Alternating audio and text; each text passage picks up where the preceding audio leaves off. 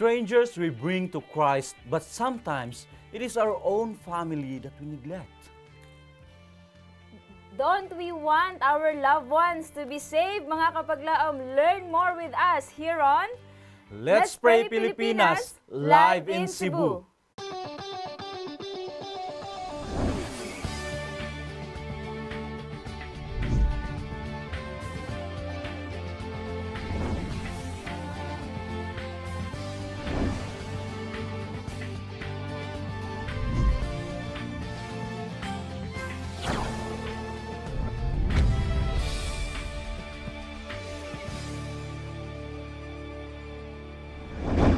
Happy Thursday mga kapaglaom! Another day to pray with our brethren together anywhere they may be in the world.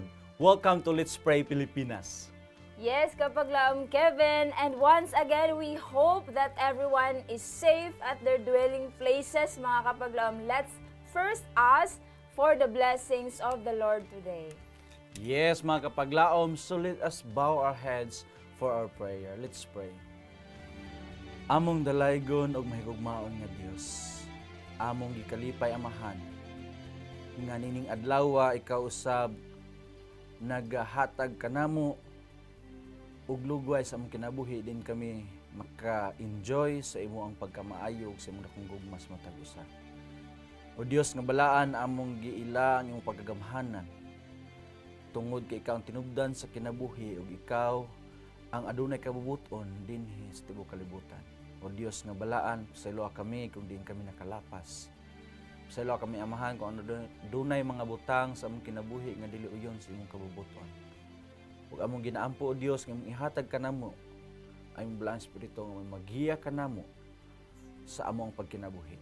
Among itugyan kanimo ang tanan, amahan, hinaot mo kaming hatagan o panlangin ilabi na sa mga kapaglaom nga nagasunod ini nga programa.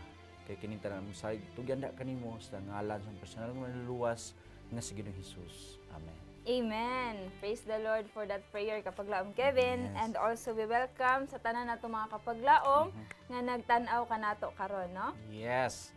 And mga kapaglaom, we are live sa atong GSAT nga channel 37, and also you can view this program mga kapaglaom anywhere in the world just using your Facebook. Just search Let's Pray Pilipinas to view this episode, and don't forget to share the link in our Facebook page so that you can bless also other people. And mga kapaglaom, we are inviting you to please start sending your prayer request through the numbers that is you can see in your TV screens, mga kapaglaom. Yes, of course, ato apong gina-imbitahan ang tanan ng mga kapaglaom to watch sa ato ang every Saturday episode, no? Gikan sa 7:30 and 8:30 AM, mga kapaglaom. Kung di ka mo makahimo sa pagtanaw anang buntag, doon natin replay, mga kapaglaom, ini gagabi. That's 7 to 8 PM. So, yes, amo ka mong giimbitahan, mga kapaglaom. And also, again, please send to us now your prayer requests or praise reports. Ayan, no? Yes, mga kapaglaom, remembering that God is our refuge, a very present help in trouble. So let's start reading our prayer request, kapaglaom, Giselle. Yes, gikan kang kapaglaom Sasil, no? Iyahang ginapray nga duna ginaatake siya og kaning epilepsy. So ato ang i-pray, mga kapaglaom, nga unta maulian na siya. So kani usa ka good news ato ang mga kapaglaom nga nag-graduate og nurse, no? Dunay hiring karon dinhi sa sa Adventist Hospital sa Calbayog. Wow, nanginahanglan sila og mga dedicated nurses. Yes. Nga unta dunay mag-apply, no? Diha sa Adventist Hospital Calbayog. So among ginaawhag, no? Among gina-invite kung kisa tong gusto nga mo apply sa tuang isa sa tuang mga hospital dinha sa Calbayog. Yes. Nag-hiring sila, mga kapaglaom. And gikan pod kang sender 6065, no? Yang ginapapray nga unta maulian ang sakit nga ginabati sa iyang anak sa iyang nga kauban. kauban niya sa work. Yes. No? Wala man gi-mention ang name apan mga prayer partners ato aning i-pray, no? Mhm. Gikan pod kang sender 8442 iyahang ginapapray ang iyahang anak nga si Isaiah. This is from Cantabaco Church. Mga kapaglaom, doon na siya'y ginabati, meaning ay, nabali ang iyahang oo. nabali iyahang bukog sa iyang bukton, and at the same time naginasimento pod siya karon, mga kapaglaom, so need siya og operation. So atong i-pray, no, nga unta ma-okay ra. And also gikan kang sender 7688 nga unta madawat na siya sa iyang gina-applyan nga trabaho. Dayon musugot unta iyahang pamilya, labi na gid sa iyahang mama sa iyahang gina-applyan, no? Yes. Sa atong i-pray gayud na. And also mga kapaglaom atong i-pray si kapaglaom Richard, iyahang mama actually ang nag-send ani, apan i-pray nato si kapaglaom Richard, dunay mga financial problems, no? Financial challenges sa iyahang pag-eskwela kanis kapaglaom Richard. So atong i-pray nga unta maimpas na ilahang balay runon dinha sa iyahang gin-eskwelahan sa MTC, no? And also gikan kang kapaglaom 6319. yes, si kapaglaom Lisel ni siya.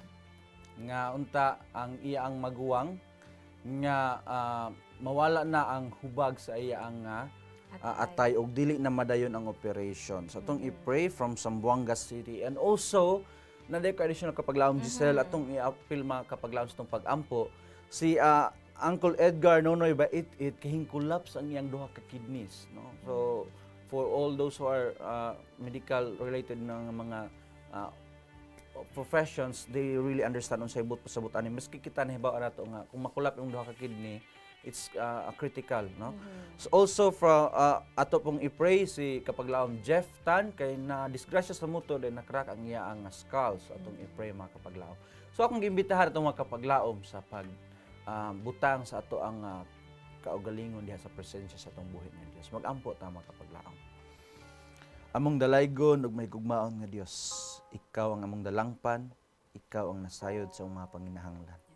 Ug among tugyan ang tanan diha kanimo, ug kami nagpasalamat amahan nganing kabuntagon kami nasayod nga ang imong saad tinuod nga ikaw andam nga motabang kanamo sa among mga pag-ampo. O Dios nga balaan, among gitugyan da kanimo kapaglaom sasen nginaut o Dios, mahimong normal ang iyang pagkinabuhi, nginaut mawala na kining epilepsy nga mao'y nagahasol kaniya o Dios. Tay sa kaayuhan amahan ini nga balatian. Usab among giampo diha kanimo ang hiring sa Adventist Hospital sa Calbayog. Naot o Dios nga daghan kay mga dedicated nurses nga mutugyan sa ilaang serbisyo nining hospital. O ginaot o Dios nga ang imong hospital amahan mamahimo kining impluwensya o panalangin ngadto sa makatawhan nga duol niini. O usab amahan among itugyan diha kanimo ang amo ang kapaglaom nga ang anak siyang kauban sa trabaho adunay balatian. Naot o Dios, ikaw magahatag og kayuhan, ikaw nasayod kung kinsa kini, ikaw amahan nasayod sa panginahanglan nga physical niining pamilya. O ginaot o Dios sa spiritual, ikaw sa mga panalangin kanila. Usab mong giampo kanimo amahan si Isaiah sa Cantabaco Church nga nabali ang bukog siyang bukton. O Dios, ikaw ang naglalang kaniya, ikaw usab ang makahatag og kaayuhan kung unsa man karon ang diferensya or nga defect sa iya ang panglawas. O Dios, among itugyan ang tanan diha kanimo, ginaot ang imong mirakulo amahan ang ma-witness sa mao nga pamilya. Ikaw sa mag-provide sa tibok niya nga pamilya. So o Dios, among itugyan diha kanimo nga madawat na sa trabaho mong usa ka kapaglaom o ginaot nga tugtan sa og suportahan sa iya nga ginikanan. Naot o Dios, nga kini nga trabaho ang imong giandam alang kaniya. Giyahi siya amahan o ginaot imo sa panlanginan ang iyang tibok nga pamilya. Among itugyan diha kanimo amahan si Richard nga aduna pay balance amahan sa iyang eskwelahan. Naot o Dios, ikaw maga-provide sa ilang pamilya. Ug sa imong pag-provide kanila amahan, naot nga ila usab nga i-share kini amahan sa mga katawhan nga duol kanila nga nanginahanglan usab tungod kay nasayod kami nga ang imong panalangin amahan alang kanamong tanan. Amo sa itugyan da kanimo o Dios ang amo ang kapaglaom nga si Lisel nga hinaot nga imong tabangan amahan nga ang dili na siya maoperahan siyang kondisyon karon, ikaw na side amahan siyang kondisyon. Usab kang Nunoy Bait-it o kang Jeff Tan, hinaot o Dios nga ikaw magapanalangin kanila, magabisita kanila ug maghatag kaayuhan kanila. Panalangin sa ilang pamilya. Kining tanan o Dios among gisalig ug tugyan kanimo sa ngalan sa personal manluluwas nga si Ginoong Hesus. Amen. Amen. Praise the Lord Kapaglaom Kevin. Yes. Atong i-welcome ato ang first caller today. This is Kapaglaom Rosita from Cagayan de Oro. Yes. Kapaglaom Rosita, welcome to Let's Pray Pilipinas. Thank you, ma'am. Yes. Unsa man namo ang matabang Kapaglaom Rosita, pinaagi sa pag-ampo. Ma'am, ako untang mga unta ko tabang sa pag-ampo sa among tulingan nga simana na kapin, ma'am, nga nasa lagi pang bati, mga hilanat. Okay. Sige, go on Kapaglaom. Unsa pa ito ang gusto ipaapil sa pag-ampo? Magkuhan sa ko, ma'am, tabang pag-ampo.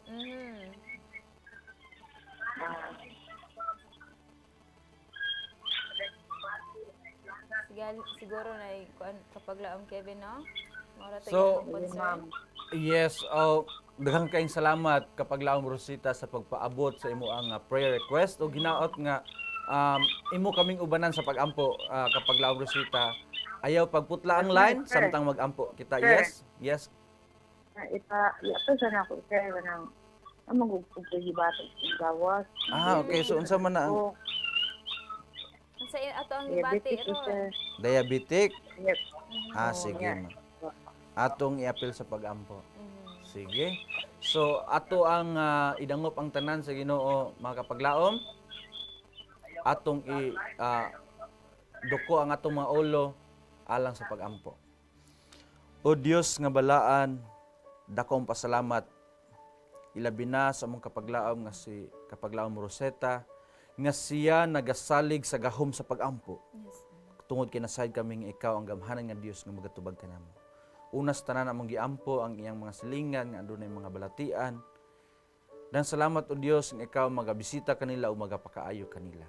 Ug usab si Kapaglaom Roseta sa iyang diabetes. Among giampo o Dios nga ikaw magahatag kaniya og kaayuhan, hatagi usab siya kaalam nga siya mahimong ma-inspired sa pag-usab-usab sa lifestyle nga mao'y makatabang kaniya nga mamahimong mapadali ang iyang kaayuhan. O Dios nga balaan, daghang salamat nga ikaw kanunay nagatubag sa imong pag-ampo.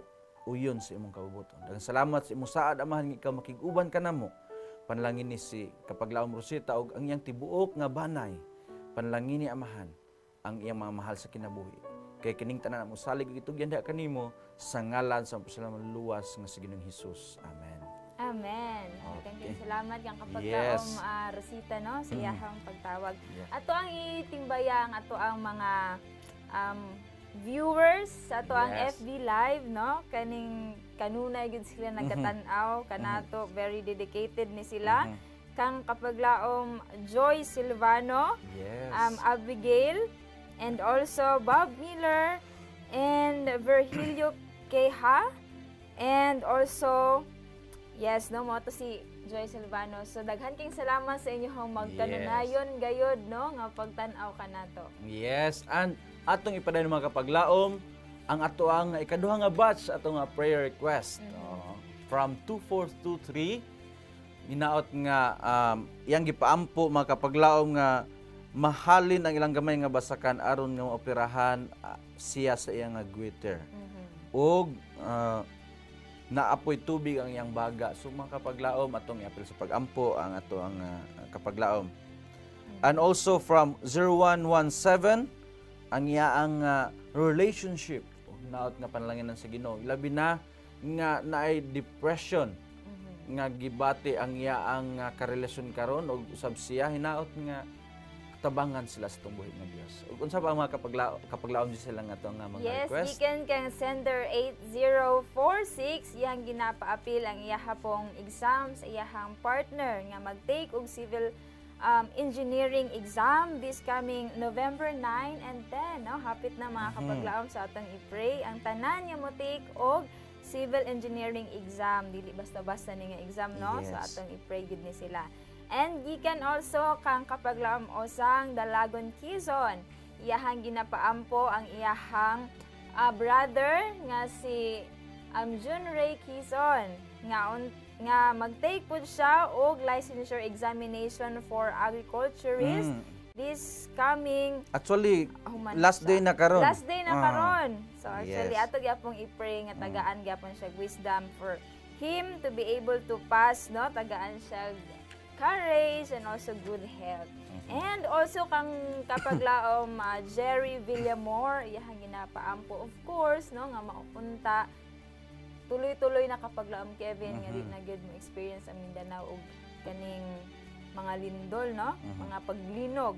And also kang kapaglaom Arlene sa iyahang ministry and also sa iyahang pagpanarbaho. Kaampo siya, gikan siya sa ginapaampo niya ang Buak SDA Church members, no, mga brethren nato dinaa nga unta magsimba na ug katong mga nangawala sa pangalagad mo balik na pagsimba, and also sa iyahang father, sa iyahapong employer sa iyang ate sa Singapore yang ginpaampo, and also na adunay makabati sila milagro, no, sa atong Ginoo. And also kang kapaglaom Jerry Bentayo de la Cruz, iyang ginapa-pray nga unta tani ang obra sa ilahang simbahan, no, siguro doon na sila ginapatrabaho gikan ni sa Dakulan Istansya Iloilo.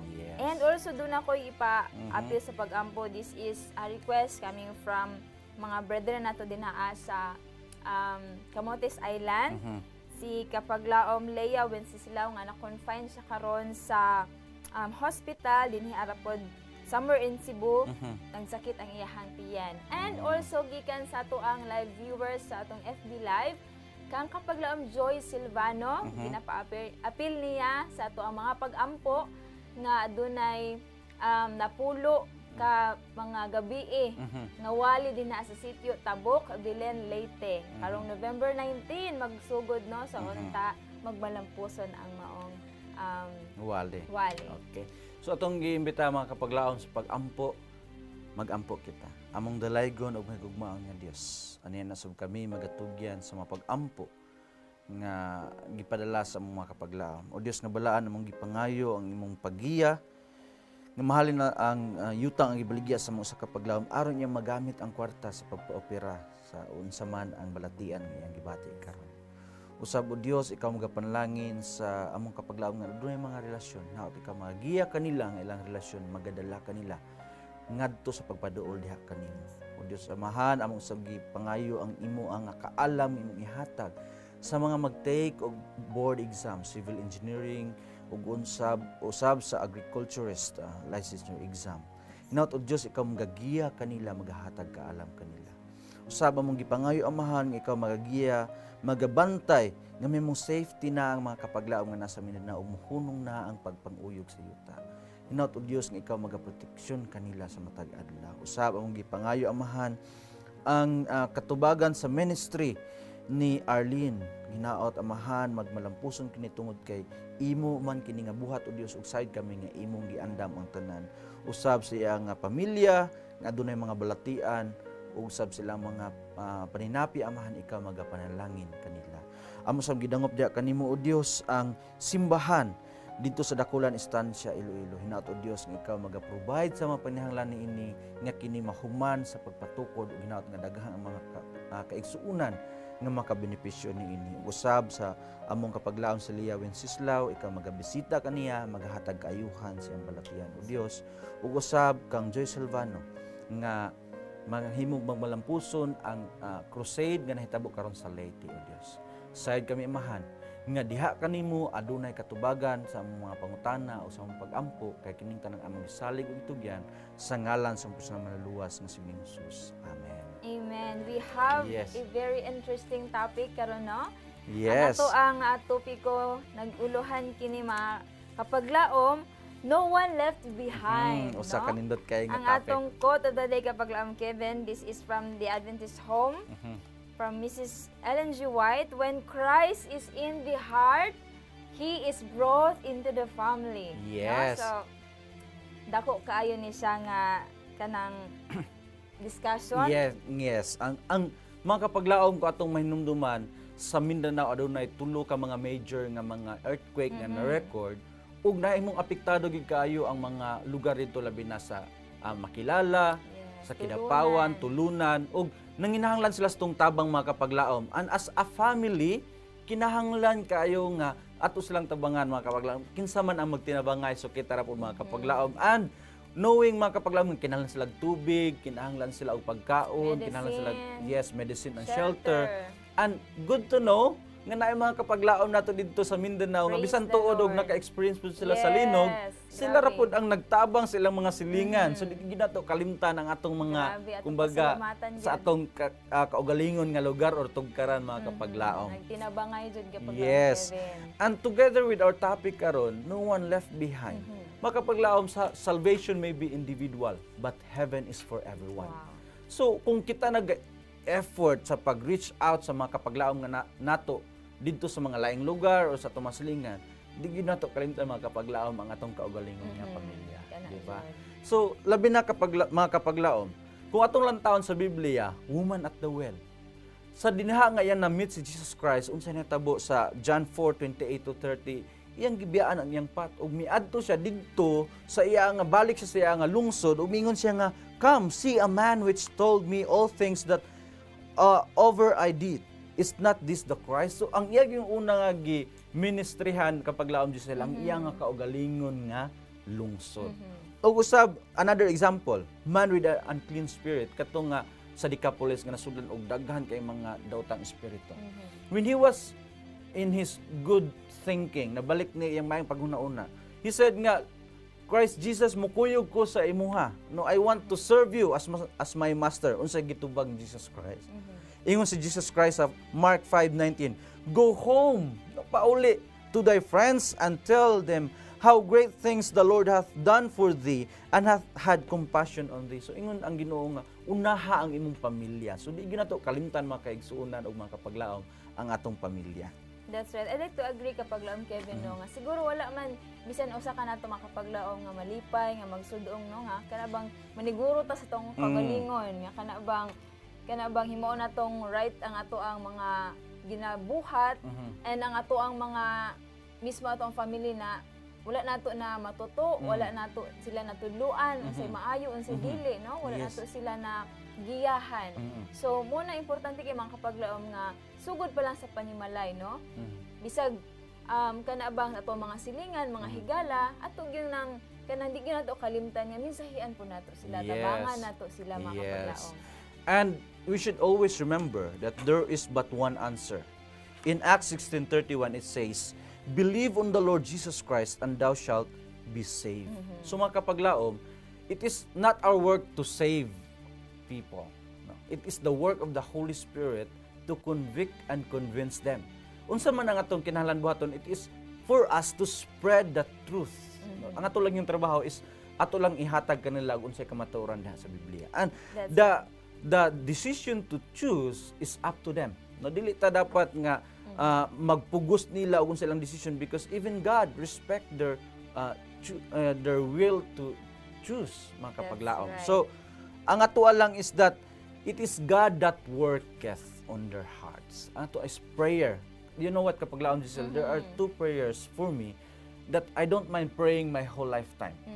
First is prayer that I will be more closer to God. Mao gyud na ang atong dili undangan og pag-ampo. And the second one is prayer for the saving of souls. Di nato na undangan mga kapaglaom og pag-ampo bisan pa hangtod sa katapusan sa atong kinabuhi because this is the will of the Lord for us. Another point mga kapaglaom, no, love should start in the home, which is Yes. why it is our responsibility to bring our family to God, to the God of love. No? Yes. Atong i-introduce si Jesus Christ, how He has been faithful to us, Yes. how He have loved us so much. No?